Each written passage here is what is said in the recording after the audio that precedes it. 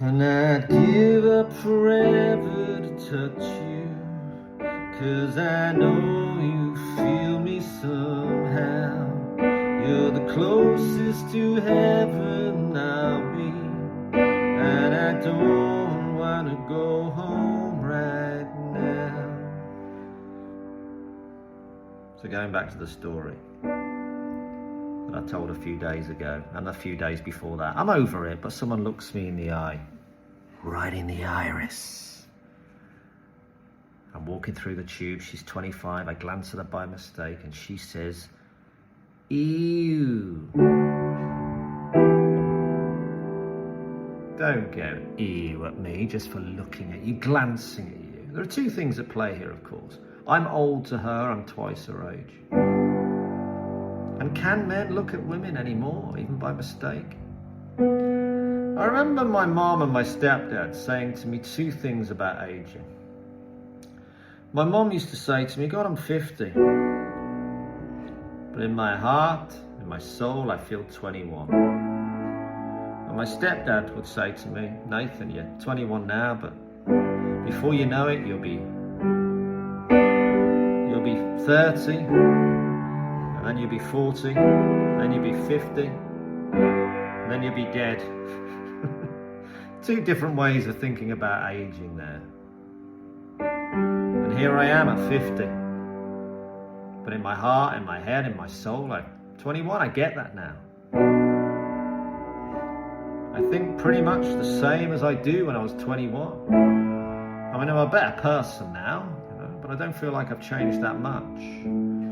I know who I am more now, I'm more confident. I remember when I was 25 actually going out with a 21-year-old, and I never thought about an age gap before, but our references were different, even that 4-year age gap. I'd be talking about one era of EastEnders, Cindy and Ian, and she'd be more of Phil and Grant Mitchell, I'd remember Grange Hill, she'd be more a Biker Grove girl. I was more,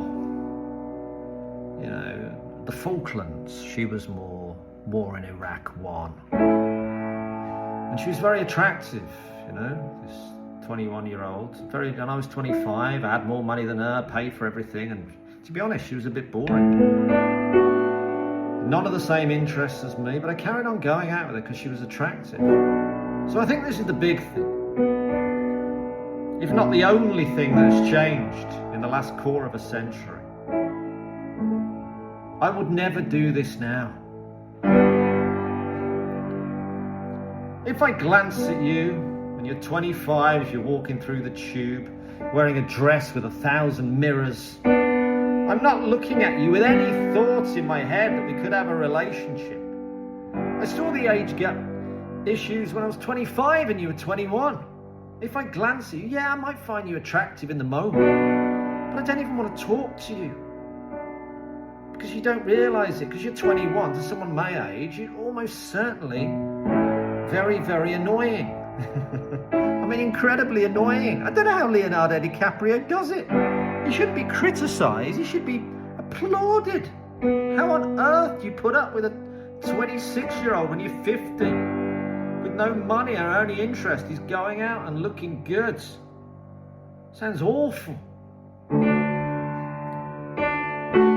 I'm the Cindy and Ian era of EastEnders, and you're the Ian and Cindy era where they came back into it like all of them do. I'm the Falklands and you're more the war in Ukraine era, but of course only when you're changing your profile picture to be a flag of Ukraine, you don't actually care.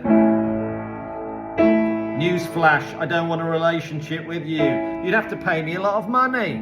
Think Pretty Woman, but in the opposite direction. The truth is, in reality, Julia Roberts would have had to pay Richard Gere for a week with him.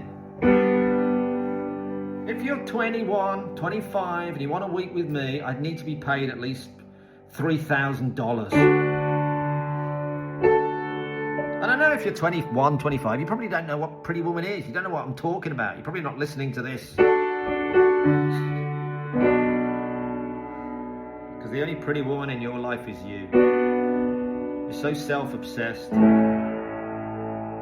Anyway, It's gone on a long time, this one. In short, I'm saying again, don't look at my face and go, ew. I'm looking at your personality. Your personality's ew. Your face is attractive, but your personality is ew. As I say, guys, I am completely over this.